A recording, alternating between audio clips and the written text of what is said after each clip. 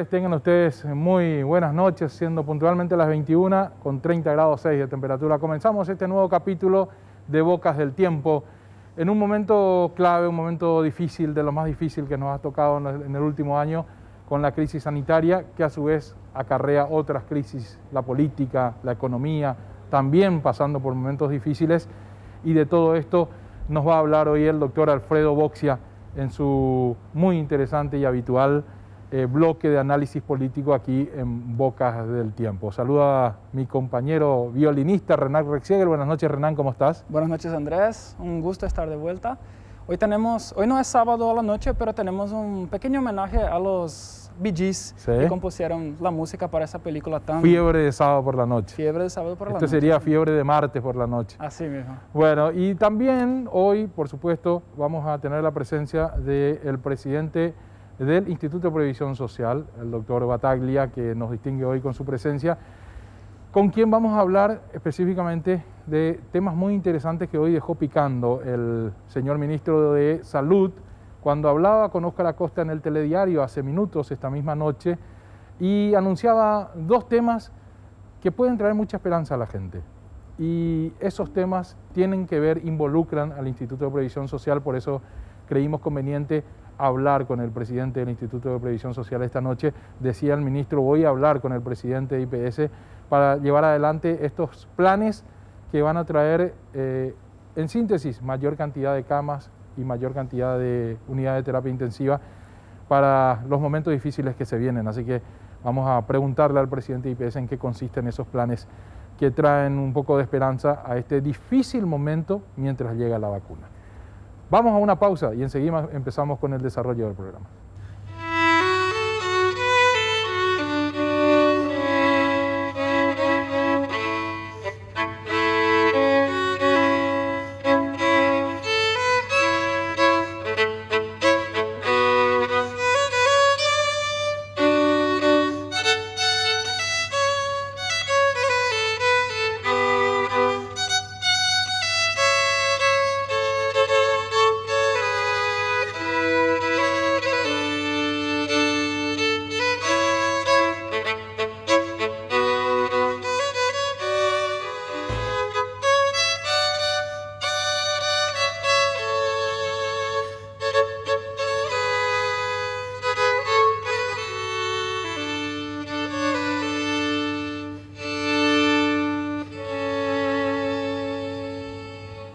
Los hermanos nacieron en la isla de Man, Bee Gees.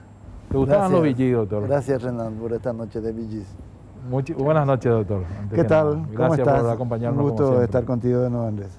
¿De tu época, los Bee Gees? Sí, de mi época. Menos conflictiva que la actual. Sí, tenía sus cosas también, pero era menos asustadora que la actual, ¿verdad? Doctor, un momento difícil. De eso justamente íbamos a hablar. Quizás, ¿verdad?, el más difícil desde un año a esta parte. Primero por los números que asustan, hoy récord de contagiados, ayer récord de fallecidos, las vacunas que no llegan, hay explicaciones que vienen, explicaciones que van, pero lo cierto es que todavía no están en el país las vacunas y la gente ya empieza a buscar la forma de salir del país y irse, los que pueden, ¿verdad?, a otras latitudes a vacunarse, algo que sería muy, muy triste realmente. Entonces, esas crisis sanitarias lleva a otras, como la política, claro, o la económica. Esto nunca nadie lo vivió, Andrés. La confluencia simultánea de tres crisis. Una crisis sanitaria, una crisis política. Ahí estamos en un momento en que se está hablando se va a presentar un libelo acusatorio para nada menos que un juicio político para el presidente. Hay una crisis económica que tiene variantes macroeconómicas, el endeudamiento que está llevando al país a deber más de 12.000 millones de dólares, que hoy en día es el 33% del Producto Interno Bruto.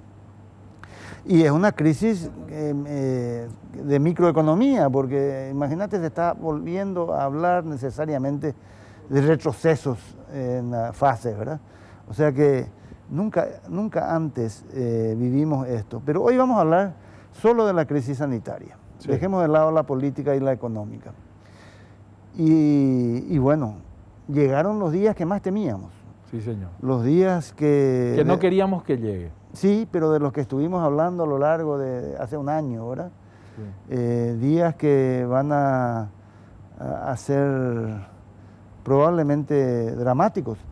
Y ojo, quiero de entrada aclarar que este va a ser un drama no solo de la salud pública, que es lo que la gente piensa cuando ocurre esto, piensa en INERAM, en Itagua, en el Hospital Nacional, en el Hospital Regional de Ciudad del Este. Esta va a ser una crisis que afecta también al sector privado. Esta es una crisis que está llevando al colapso la capacidad de respuesta de los mejores sanatorios del país. Sí, señor. Peor todavía, Andrés, esta es una crisis en el peor de los sentidos, democrática y mundial.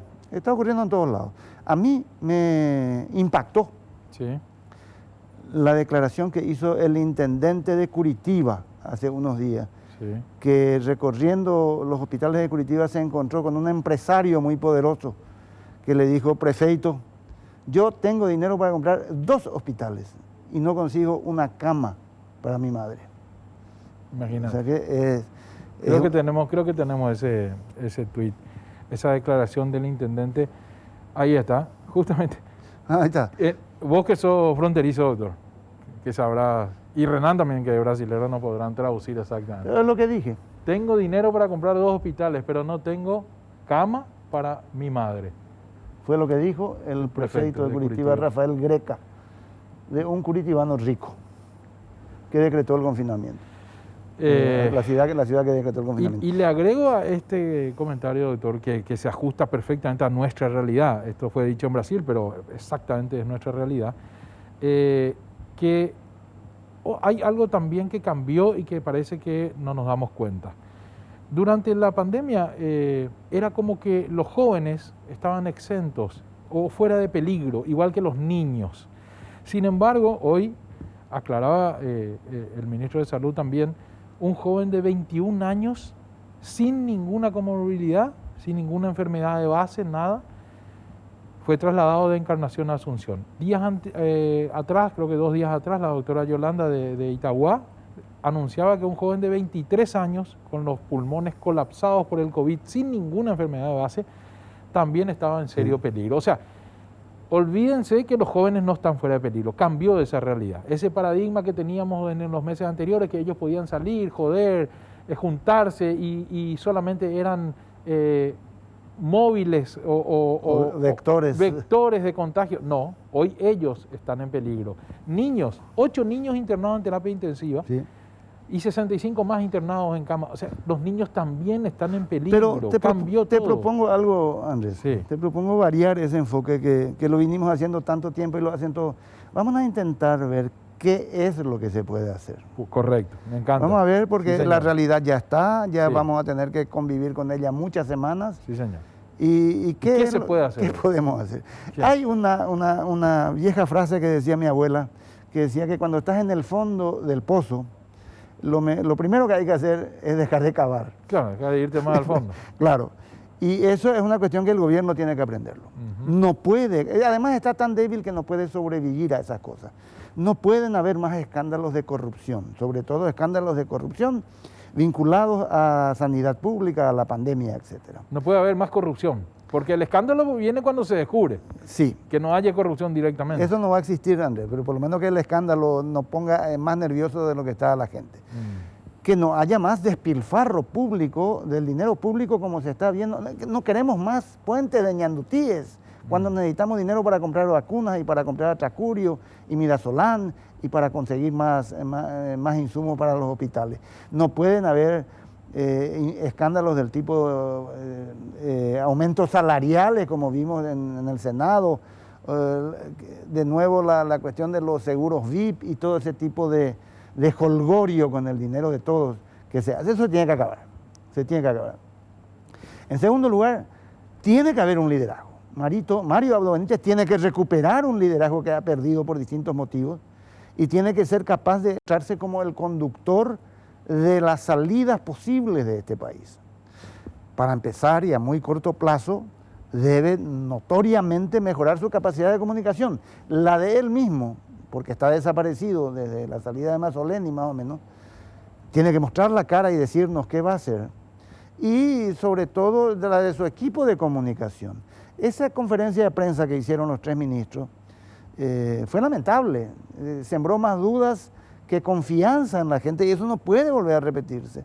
Tienen que mostrar más carácter y más firmeza en aquellas cosas que van a decir, muchas de ellas poco agradables de escuchar, porque estoy seguro que este gobierno se va a ver obligado en los próximos días a tomar medidas restrictivas, a tratar de enseñarle a la gente la imposibilidad de seguir con el mismo ritmo que logramos más o menos acostumbrarnos últimamente, sino que vamos a tener un retroceso de fase, con lo que eso implica en todo sentido, en la moral de la gente, en la salud mental de la gente, en la economía, etc. Pero para eso hay que tener liderazgo y confianza. Un gobierno pelele, débil, en que nadie cree, que además tiene muestras de corrupción, no tienen la autoridad para hacer eso. Luego está lo que todos saben. Hagas lo que hagas, si no tenés vacunas a corto plazo, es que, compañero, probablemente no dures en el gobierno. Nadie quiere que eso suceda en medio de una crisis sanitaria, pero las vacunas deben venir. A corto plazo, Andrés, tenés una serie de situaciones que muestran debilidad también del gobierno y que no, hay que resolverlas. Esta cuestión del transporte público. Un grupo de empresarios públicos, de transportistas públicos, sí, que son una empresa, sistemas de transporte privado, pero con esquema de transporte público, que se apoderaron de ese sector de los servicios y que lucran y mienten y estafan y presionan y extorsionan a la ciudadanía para tener un aumento de los subsidios. No puede el gobierno tolerar ni responder con medidas de este tipo. Vamos a mandar camiones militares. Todo el peso de la ley tiene que caer sobre esos estafadores, que hace años se benefician de ese intercambio de favores que hay con el poder. Otra cosa, tienen que ser muy claros porque veo una confusión gigantesca en la cuestión de los colegios y escuelas. El nuevo ministro, entiendo que sea nuevo, pero de educación, tiene que dar las normas muy claras de qué es lo que se va a retroceder, dónde y por cuánto tiempo, y qué es lo que se puede mantener como presencial. El daño psicológico que se está haciendo a esa generación de chiquitos que el año pasado no pudo asistir a la clase y tener empatía y compañerismo y aprendizaje en las aulas y en los patios de la escuela es enorme. El riesgo los más vulnerables, claro. Los más vulnerables y los más perjudicados, yo siempre digo. Es un sector que no estamos prestando atención y puede tener consecuencias, como decís vos, seguro. psicológicas. La Semana Santa, Andrés, en 15 días tenemos Semana Santa. Nadie, ni los que pretenden ir a algún lugar del interior, ni el sistema hotelero, ni los que reservaron alguna excursión, algún viaje a algún lugar, sabe a qué atenerse. Hoy escuché a gente vinculada al sector de la terminal de ómnibus, de transporte, están esperando, como cualquiera de nosotros, alguna decisión del gobierno. Es decir, son demasiadas cosas que te demuestran que esta es una economía de guerra. Ojo, economía de guerra no es solamente austeridad absoluta, que también la es. Economía de guerra es tener como principal objetivo priorizar esta crisis sanitaria. Tratar de solucionar lo político, lo económico, pero priorizar esta crisis sanitaria. Yo creo que hasta ahora vivimos una situación comparable a la que vivía el Paraguay en la preguerra del Chaco. Allá tuvimos entre el 24 y el 28 el gobierno de Eligio Ayala, preparándonos, que en silencio nos preparó. Este año nos preparamos más o menos con demasiadas falencias y fallamos en muchas cosas, pero ahora nos toca la guerra del Chaco. Y ahí tuvimos a Eusebio Ayala, el presidente de la Victoria. Hago ejemplos liberales para que quede claro que eso no es una cuestión de colores. Eusebio Ayala fue el presidente de la Victoria, y ese presidente que nos conduzca durante la guerra en un país que se preparó mal, ese es el que necesitamos. ¿Lo tenemos? No sé, pero no tenemos opciones. Tenía autoridad él y tenía autoridad sus generales. Autoridad moral. Pero a esta altura... Liderazgo. Claro, a esta altura no ganamos nada con plaguearnos con lo que no es Marito o lo que no pudo hacer Mazzoleni. Hay que entender que en una economía de guerra hay que actuar como si estuviera en una guerra. Brillante, doctor, lo que dijiste, pero te quiero agregar un aspecto que me parece a mí fundamental, y mucha gente se enoja cuando decimos esto, pero a mí me parece fundamental. La gente también tiene que hacer su parte, no esperar solamente del gobierno. También la gente tiene que dejar de aglomerarse, hacer las cosas estrictamente necesarias, darse cuenta que estamos en el peor momento y que vos representás un peligro para tu propia gente y tu propia gente para vos. Entonces, minimizar los traslados, respetar esa cuarentena voluntaria que tenemos que imponernos en un momento difícil. Ya no hace falta que nos exijan. Nosotros mismos tenemos que ser lo suficientemente conscientes para mermar un poco esa actividad, esa posibilidad de contagio.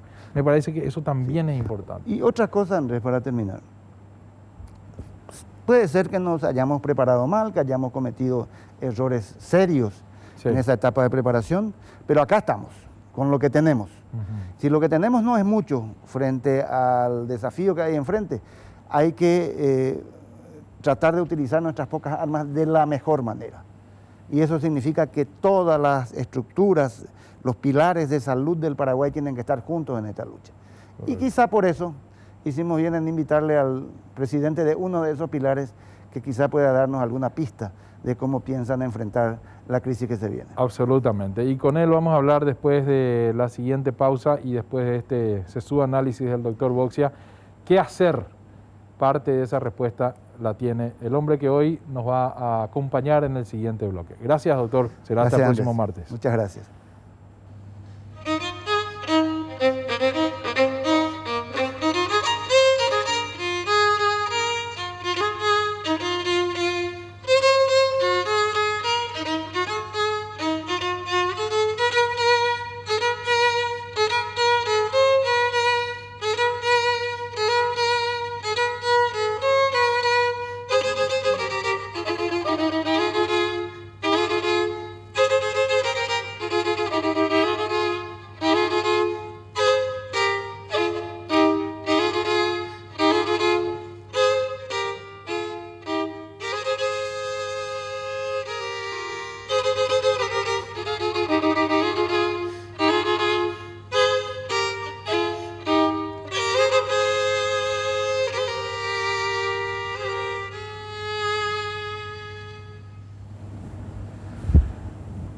Muy bien, seguimos así con ese homenaje a Bee Gees. Doctor Battaglia, muchísimas gracias por estar, muy amable por su presencia esta noche. No, al contrario, yo agradecido por la invitación. Siempre es importante compartir con la gente que comunica y hoy más que nunca necesitamos eso. Un saludo para vos y para los televidentes.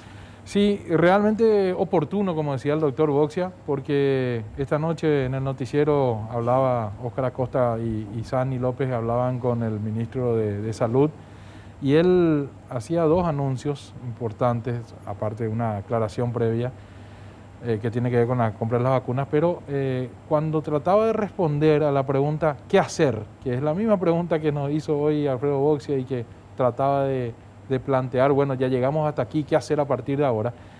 Esa misma respuesta en boca del ministro lo nombraba a usted. Lo nombraba usted en dos ocasiones cuando hablaba del hospital Ingavi. Hay todo un piso allí que están estructurando para albergar más camas, tanto de UTI como hospitalarias. Y también en un proyecto de APP, porque como decía también el doctor Boxia, están colapsados también los hospitales privados, no es una cuestión solamente del sector público, sino también del sector privado. Y en ambos sentidos decía, voy a hablar con el presidente de IPS, el ministro. Hoy lo tenemos aquí, el presidente de IPS, entonces vamos a adelantarnos nosotros al ministro y le vamos a hacer la misma pregunta. Bueno, Andrés, yo creo que en momentos como estos, en los que nos enfrentamos, nos estamos enfrentando, hace un año estamos enfrentando a un enemigo que lo veíamos como un poco distante porque a nosotros la realidad no nos resultaba la misma que teníamos en todos nuestros vecinos inclusive. Entonces estábamos como un poco más relajados porque esperábamos una segunda ola que iba a ser quizás otra vez un leve repunte. Pero la realidad es que en menos de 30 días se disparó 5 veces. Y ese disparo de 5 veces significa que lo que teníamos previsto como algo lógico para ir aumentando paulatinamente según las necesidades que se fuesen presentando, se ocuparon en un instante. algo impensable, impensado, realmente no esperado. Entonces, lo que nos toca ahora es ver urgente qué hacer, porque mucha gente habla de que no nos preparamos, no se hizo nada. En un año en IPS nosotros duplicamos nuestra capacidad de terapia intensiva. De menos de 100 camas, hoy estamos en casi 200 camas de terapia intensiva. Eso es con plata de IPS. Por supuesto, esto estoy hablando solamente de nuestra institución, no estoy hablando del resto de salud Claro, pública. claro. El que se maneja en el ámbito médico sabe lo que cuesta, no solo en dinero, sino en lo difícil que es poner recursos, tener disponible el dinero para los equipos especializados, etcétera, etcétera, etcétera. Costear una cama de terapia intensiva, nosotros duplicamos la cantidad. Esa duplicación que hicimos hoy nos permite tener 106 camas de terapia intensiva de COVID ocupadas. 106. 106 ocupadas. Y en relación a las camas igual, a las camas de internación, nosotros crecimos muchísimo en la capacidad instalada y seguimos creciendo en el interior. Y igual hoy está todo lleno de eso. Tenemos 450 camas de respiratorio en IPS y están llenas. Una Y terrible realidad. eso se hizo trabajando muy duro, tratando de acelerar todos los procesos que siempre son muy bien engorrosos en el lapso del último año, año y medio. Entonces, nosotros tenemos hoy la realidad de que tenemos que sentarnos, y eso lo estuvimos haciendo desde el día que el presidente me confirió esta responsabilidad en este momento. Lo que estamos haciendo es una planificación estratégica, que es lo que corresponde. Decía el doctor Bocia recién, y bueno, ¿y ahora qué hay que hacer? Y primero que nada tenemos que aumentar nuestra oferta de camas. Claro. Eso es básico. Básico, fundamental. Segundo, tenemos que tener los recursos humanos y los equipos para que esas camas sean útiles a los pacientes. Y tercero, tenemos que asegurarnos de tener lo que necesitamos para atender y tratar a los pacientes, que son los insumos, los medicamentos. Claro. Con los medicamentos hay un desabastecimiento mundial porque esta enfermedad es una enfermedad respiratoria. Y eso hace que los requerimientos de estas drogas que se utilizan en pacientes que están intubados en terapia sean mucho mayores que los que requieren pacientes que están internados en terapia intensiva, pero no por cuadros respiratorios. Triplica casi la cantidad de estos medicamentos que hoy se están utilizando. Y para darte un ejemplo, nuestro Hospital Integrado Respiratorio de Ingavi, en el mes anterior a este repique había un consumo de más o menos 5.000 ampollas de esos fármacos. Hoy estamos en 25.000. 5 veces más. 5 veces más. Entonces, enfrentamos la realidad que enfrenta el mundo, el resto.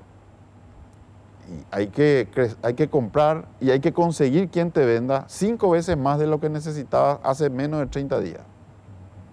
Esa es una tarea bien difícil, estamos trabajando en eso, porque igual nosotros podemos trabajar en la oferta de cama, en tener recursos humanos, en poner el equipo instrumental, pero como yo suelo decir, para ejemplificar, a la gente le gusta mucho hacer un poquito alguna alegoría. Nosotros estamos en guerra, nuestro enemigo está enfrente, no le vemos bien.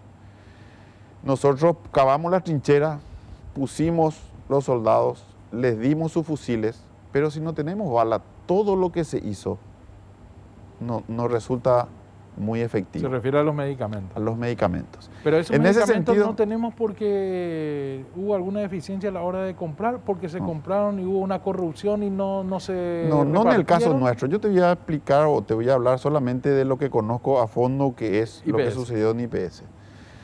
Nosotros tenemos contratos abiertos para provisión de algunos de estos medicamentos y no nos están proveyendo desde noviembre. Alegando y en alguna medida... Contratos abiertos, para que la gente entienda, doctor, se refiere a unos contratos... contrato vigente para licitaciones provisión. que ganó un laboratorio X. Se firmó el contrato y no está proveyendo. No están proveyendo. Y nos provee una partida, nos provee otra partida chica y después deja de ¿Y proveernos. qué aluden? ¿Por qué no proveen? Y aluden que sus proveedores de nivel internacional no tienen disponible para enviarle las remesas. Y ¿Pero eso es cierto? ¿O? es cierto en una medida importante, sí, es cierto. Y te cuento más. Nosotros tenemos, y estuvimos trabajando por eso con el presidente de Cifarma este fin de semana, tratando de ver, de aunar esfuerzos para conseguir tener esas balas disponibles lo antes posible.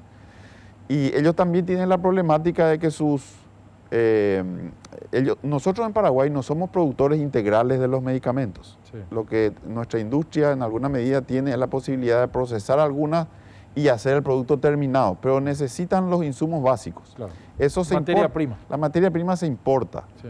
Y en este momento, algunos de los proveedores lógicos más frecuentes de nuestro país, nuestros vecinos más grandes, Brasil, Argentina, ellos están cerrados en todo lo que significa materia prima, elementos, insumos y productos terminados, están cerrados en sus fronteras. Lógicamente porque su realidad también es bien difícil y entonces todo lo que sucede adentro queda adentro. Y eso hizo que nuestros laboratorios, nuestra industria farmacéutica local tenga que buscar recursos mucho más lejos. Y eso implica, por supuesto, un trastorno en tiempo, en dinero también, se aumentan los costos, etc. Pero no quiero quedarme en esto para que no nos quedemos con una idea de que está todo negro, no. Claro. Gracias a Dios, nosotros estuvimos esperando y mañana vamos a abrir los sobres de ofertas. Hay ofertas que se presentaron. Nosotros teníamos pendiente también una licitación para proveernos de estos medicamentos por cantidades ya más grandes. ¿Hablamos de qué medicamentos? Y atracurio, midazolam, todos los anestésicos que están ahora en boca de la gente permanentemente porque están en falta en todos lados. Algunas denuncias, no hablo de IPS, pero sí del ministerio, que había hospitales que le recetaban a sus pacientes, ellos no tenían, pero cruzaban la manzana a la vereda enfrente y en la farmacia había. O sea, ¿cómo se explica? Y se explica, yo creo que porque hay cierto volumen con el que se especula para sacar una renta mayor, pero no va a durar mucho tampoco ni eso. Si esto se dispara aún más de lo que está, si no se trabajaba como estamos trabajando para tratar de volver a tener stock que fluyan, tampoco se iban a conseguir ni en la farmacia enfrente, porque tampoco hay grandes cantidades. Nosotros sabemos que no se está importando. Entonces, lógicamente, por eso tampoco no nos están entregando. Es cierto, las partidas que vienen son muy pequeñas y nos distribuyen en cantidades mucho menores que las que deberían. Ahora decía, doctor, pero ahora en la industria local vamos a tratar de resolver ese problema. La industria local tiene capacidad de producción alta. Consiguiendo esos insumos, recibieron una partida grande ahora desde Asia, pero ya estamos trabajando también con el canciller para tratar de hacer los acercamientos que hagan falta para que desde aquí cerca, más cerca, podamos tener esos insumos también. En este sistema integrado, doctor, en este sistema integrado, porque IPS pasó a ser como parte del ministerio, de un hospital más, ¿verdad? Así mismo. ¿Qué porcentaje de la gente que tenía que haber atendido el ministerio o de la totalidad que atiende el ministerio atiende IPS? En el interior, ¿Qué peso le saca IPS al En el interior, ministerio? sobre todo, el peso que se le saca, por decirlo de alguna manera, al ministerio es bien importante. En Ciudad del Este, el 60% o un poco más de los pacientes que se atienden en las 50 camas de terapia intensiva y 150 camas de internación que hay en ese hospital, que hace un año no había en ese lugar. Igual que en Gavi también es nuevo. Igual que en Gavi, pero en Gavi hay un fenómeno diferente. Y bueno, si querés después hablamos de eso. Sí. Pero en Ciudad del Este, el 60, un poco más del 60% son pacientes que no son de IPS, son del Ministerio de Salud. Okay. Y tenemos un sistema de trabajo en el cual ellos también aportan los insumos para el bloque de pacientes que no son asegurados, mientras que nosotros nos ocupamos de suministrar las drogas para nuestros pacientes. Pero por supuesto, cuando hay desabastecimiento de uno u otro lado, claro, todos somos, y esa es la función de este tipo de fusión, casi igualando el término. La idea es esa, trabajar en conjunto para fortalecernos cuando el otro está débil, porque en realidad el que se beneficia finalmente es el compatriota que necesita la atención médica. Independientemente de que sea asegurado. Independientemente de cualquier otro tipo de condición.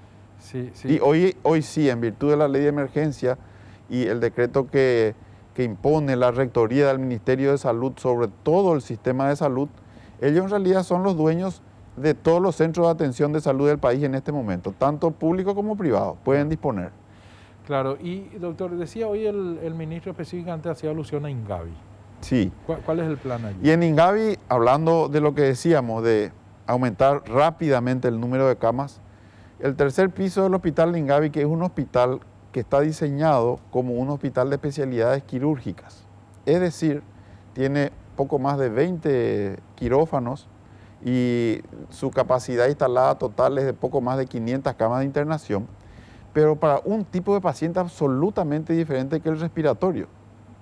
Ahí hablamos de cirugías programadas, un paciente que viene en buena condición de salud, se hace su anestesia, su preanestesia, se opera, se queda en recuperación un día, un par de días, a veces ni eso, y se va a su casa. Ese hospital está diseñado para atender ese tipo de pacientes. Ahora, a la fuerza de la necesidad, tuvimos que reconvertirlo también en un hospital respiratorio. Es el hospital respiratorio integrado, de uno de los grandes, digamos, integrados del área de Asunción y su periferia.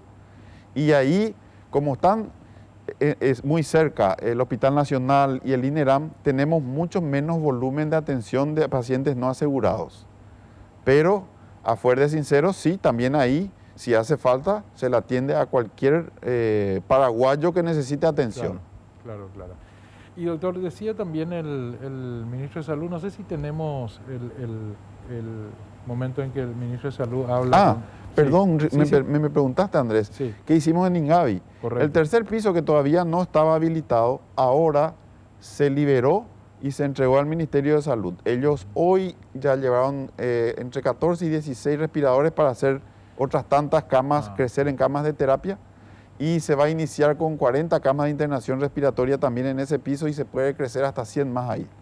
Esa era tu pregunta específica. Sí, porque decía hoy el ministro, hace menos de una hora, repito, en Telediario le decía a Oscar que había algo así como 16 camas, dijo él, de UTI, que iban a habilitar allí. Así mismo. Y intentarían alcanzar 100 camas de internación. Sí, van a empezar con 40 y van a ir creciendo progresivamente en la medida que puedan seguir cargando las camas. Esa es la idea, es llegar hasta 100 en un periodo de tiempo corto. Sí, a ver lo que decía el ministro hace instantes, por favor. Voy a hablar con el presidente de IPS Sani. Yo particular, o sea, nosotros ahora vamos a ingresar a través del convenio Ingavi justamente para habilitar todo lo que sería el tercer piso, donde hay un área de internación y 10 camas más de terapia. Exacto, ese es el dato que... En realidad ya 14 llevaron hoy, 14 respiradores están ya en el hospital de Ingavi, eso significa 14 camas de terapia que se van a habilitar. Perfecto. Y doctor, hablaba también el ministro hoy de una suerte de APP, una asociación público-privada, porque los hospitales privados también están colapsados, tampoco pueden prestar el servicio que sus propios asegurados le requieren, y eso entre el Ministerio de Salud, IPS y la APP podrían tratar de juntarse y encarar en forma conjunta. Así mismo, Andrés, en realidad aquí tenemos que ser muy cautos de hablar, cuando hablamos de este tema, de discriminar, o mejor, no discriminar, porque en realidad el crecimiento que nosotros pretendemos trabajando con todos los sectores, y incluido el sector de salud privada, es dar la posibilidad de tener una oferta de camas aumentada, pero para toda la población. Está vigente un contrato, un convenio entre el Ministerio de Salud y las cámaras privadas de salud, en el cual ellos tienen estipulado un monto de un pago mínimo específico por día de internación para pacientes que el Ministerio de Salud ya no puede absorber en su red, entonces, digamos, deriva a la red privada y está convenido que le paga un monto X por día por esos pacientes. El problema es que en este momento la red de salud de las camas de internación del área privada también están todas llenas, o sea, no hay ni siquiera dónde enviar a esas pacientes, aunque existe ese dinero para pagar por la atención de ellas desde el Ministerio de Salud. Y en ese sentido es que recibimos, porque en realidad el ministro había hecho una reunión con toda la Cámara de Empresas Privadas solicitándole que acerquen proyectos eventualmente. Este es un momento en el cual todos juntos solamente vamos a poder encarar para salir adelante. Entonces, se acercó algún proyecto que otro, algunos muy interesantes, y bueno, se está por hacer viable, y yo no quiero decirlo taxativamente, pero está en el 99% listo.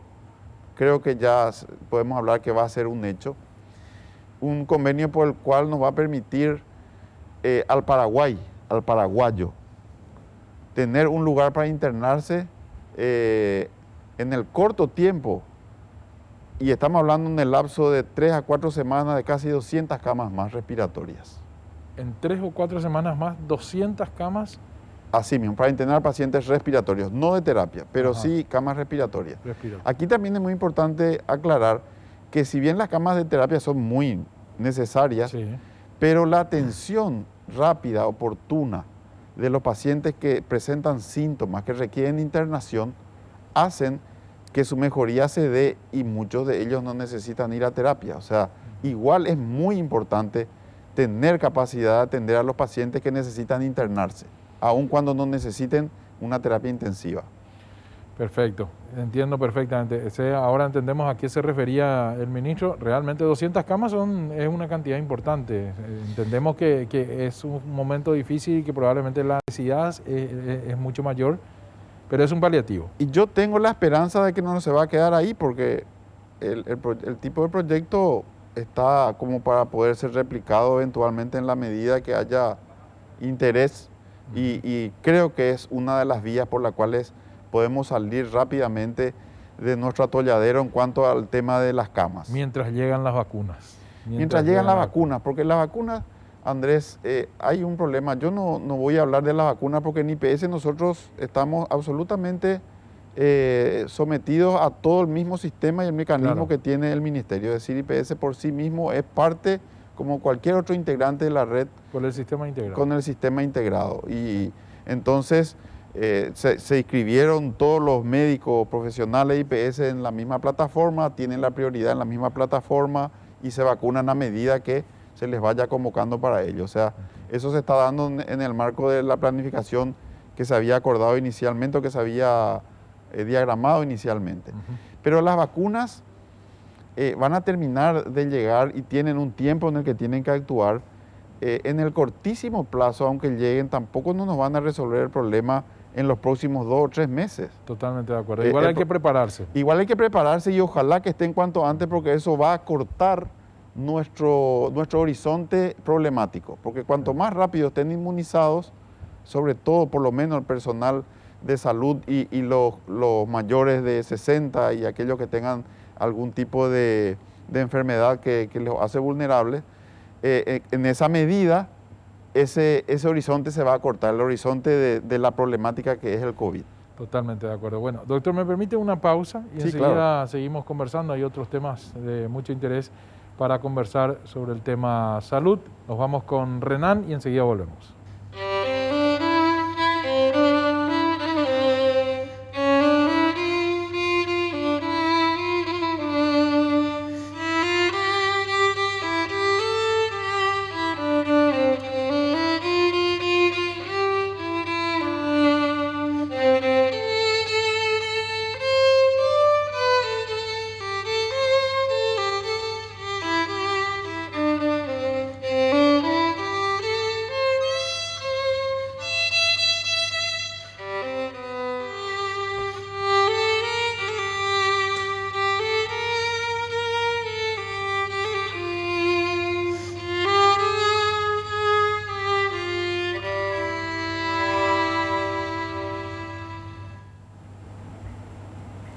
Muy bien, seguimos en Bocas del Tiempo. Último bloque. Estamos con el presidente del Instituto de Previsión Social, el doctor Vicente Battaglia.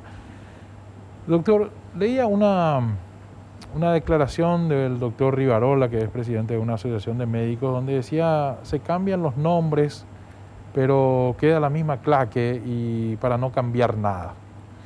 Y bueno, la verdad es que habría que hablar con él y preguntarle a qué se refiere con eso. Él, creo que para hablar de mí, me conoce muy poco. O sea, poco es lo que puede realmente decir de que yo soy o no soy.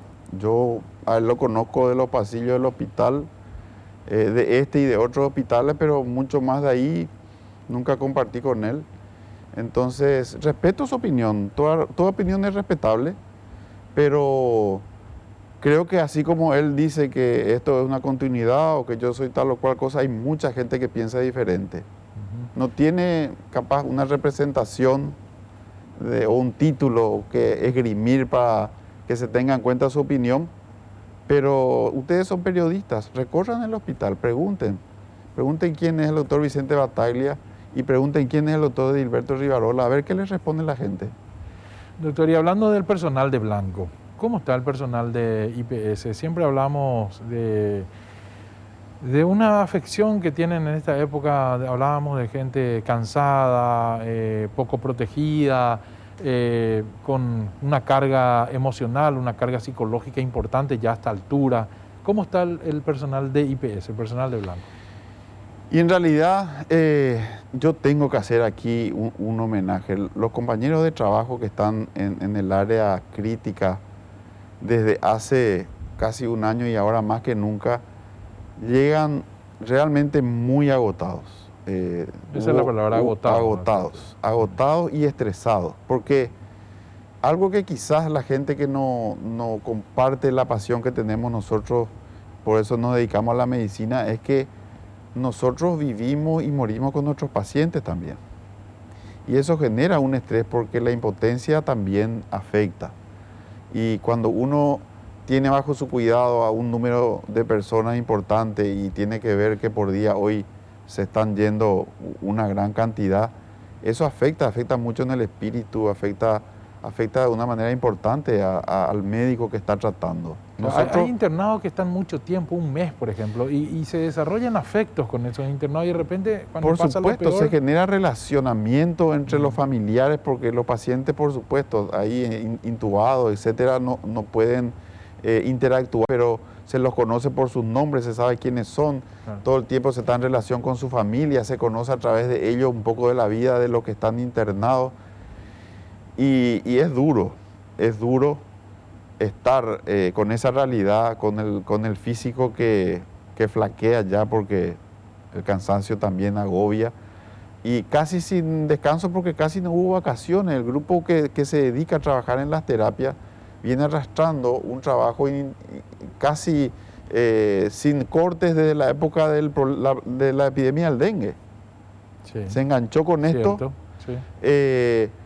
Nos dio un respiro relativamente bueno si nos comparamos, como decía recién, con nuestros vecinos, pero hoy no es esa la realidad. Hoy también nos está golpeando fuerte en lo que es la atención de la salud, la pandemia. O sea, el COVID hoy en Paraguay, a pesar de que nuestros números, todavía si comparamos en relación a nuestros vecinos por 100.000 habitantes, estamos muy lejos de ellos. Pero nosotros no estamos acostumbrados a esto. Nadie le puede resultar normal ver que de a 20 o 30 compatriotas por día tienen que partir porque esta enfermedad no les dio oportunidad de quedarse y seguir con su vida como la tenía en algunos casos hace 3 días y en algunos casos después de 30 o 40 días. Es bien difícil. ¿Y este personal de Blanco en materia de vacunas está en la lista? ¿Qué sí, por supuesto. Recibió? Eso también hay que entenderlo muy bien. Como te adelantaba recién, nosotros en el tema vacunas estamos dentro del programa del Ministerio. Sí, claro. Lo que en IPS se puso es un vacunatorio, es decir, un lugar más donde la gente que se anotó en esa red y que eventualmente por ser funcionario de IPS le quedaba más cómodo que se lo vacunen en IPS, entonces hay un vacunatorio del Ministerio con sus vacunas, con su personal, etcétera. O sea, es un centro más de expendio o de administración de las vacunas del complejo sistema que el Ministerio organizó para la vacunación generalizada, ¿verdad? Pero nosotros ahí somos pacientes, por decir de alguna manera, ahí no somos nosotros los que manejamos nada. Claro, pero dentro de los médicos o sea, el personal de Blanco que está en primerísima línea dentro del objetivo del Ministerio de vacunar, el personal de IPS está... Por supuesto. ¿Le tocó ya? En esa grilla para inscribirse, para vacunarse al personal de Blanco, en el primer lugar figuraban lo que tratan directamente a pacientes Los que están en las UTI. terapias Sí, UTI. sí, sí. Y de ahí para abajo, Sí. por supuesto, todos los médicos que son de IPS, pero están trabajando en las terapias intensivas con los pacientes indirectos, están en ese grupo. Y están siendo inmunizados en esa misma prelación. Al igual que los demás compañeros que están trabajando en las terapias en el INERAN, en el Hospital Nacional, en donde fuere. Perfecto. ¿Desde cuándo estás en IPS, doctor? Yo en IPS estoy desde hace 25 años. En diferentes cargos. Trabajé desde un médico de sala, consultorio, hasta llegar a una jefatura de servicio, a una jefatura de departamento. De ahí mi trabajo hizo que me lleven al consejo y hoy creo que el trabajo que desarrollamos en el consejo, en el área de salud, dada la problemática actual, hizo que me confieran la responsabilidad a mí de estar al frente para este evento. Le voy a tomar una promesa, doctor. Sí. Quiero que cuando este tema de la cuestión sanitaria pase un poquito, nos prometa su presencia para hablar de la cuestión de la carta orgánica del IPS. Que todos los presidentes que llegan dicen, la carta orgánica no me permite hacer esto o lo otro, ¿verdad? Entonces es un problema importante para el IPS hoy, una carta orgánica que tiene décadas, que está desfasada, que es obsoleta, que está perimida, que empecemos a hablar de cambiar, modernizar y hacerla más ágil, más flexible esa carta orgánica. Pero esa es materia de todo un programa nuevo, así que le quiero... Sí, por supuesto, Le con quiero gusto. pedir que en algún momento... Con gusto, Andrés, porque hoy estamos hablando y centra mucho la problemática Claro, de salud, la pero cuestión de salud. en el IPS nosotros, y ese es el mensaje que también me gustaría dar, Sí, nosotros trabajamos para darle salud y trabajamos para, pensando en el bienestar de nuestros pacientes, que son los jubilados, los empleados, y también nos interesa mucho sentarnos a atender líneas de trabajo para que mejore todo lo relacionado con lo que hace a la institución de otros de sus dueños, que son también los empleadores. O sea, Claro. el Instituto de Previsión Social es una entidad muy compleja. Ahí, dueños del instituto nos consideramos, y me incluyo porque soy médico desde, como acabo de decir, desde hace muchísimos años, los empleados, los trabajadores que aportan para sus empleados, nuestros jubilados. cierto. Y nuestra idea es, desde esta administración, hacer honor digamos, al mandato que tenemos de que tengan buena calidad de atención, que tengan en tiempo y en forma todo lo que ellos necesitan, herramientas, etcétera, para poder acceder a los beneficios que la institución cuenta dentro de sus obligaciones para con ellos. Excelente, doctor. Infinitamente agradecido por su presencia, éxito en esa función y que el pueblo paraguayo tenga lo que se merece en este sistema integrado de salud y sobre todo los asegurados de IPS que encuentren en el instituto también la respuesta a sus necesidades. Muchas gracias, Andrés. Un saludo para los televidentes de vuelta y solamente de mi parte decir de que tengo días durmiendo muy poco y va a seguir siendo eso así porque uno encuentra fuerzas cuando ve que la gente va marcando su rumbo para alinear la misma ruta. Hoy necesitamos enfocarnos en pasar por esta crisis grave que aparentemente hoy ya la vivimos y esperemos que no sea no aumente tanto, pero fortalece ver de que en los momentos en que se necesita el paraguayo aparece. Gracias, doctor. Muy amable. Será hasta dentro de 8 días. Nos vamos con Renan.